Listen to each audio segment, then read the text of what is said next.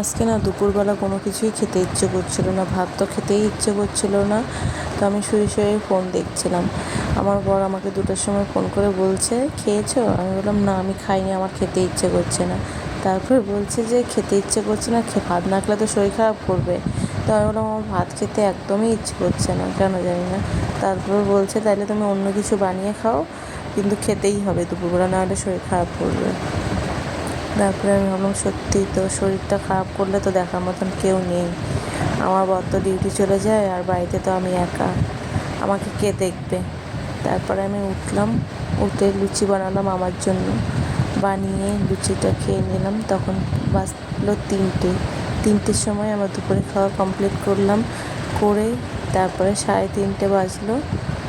কি করব, ঘরে ভালো লাগছিল। তারপরে গেলাম ছাদে গিয়ে একটু বসলাম, বসে বসে এই তোমাদের সঙ্গে ভিডিওটা শেয়ার করলাম। তো সবাইকে টাটা।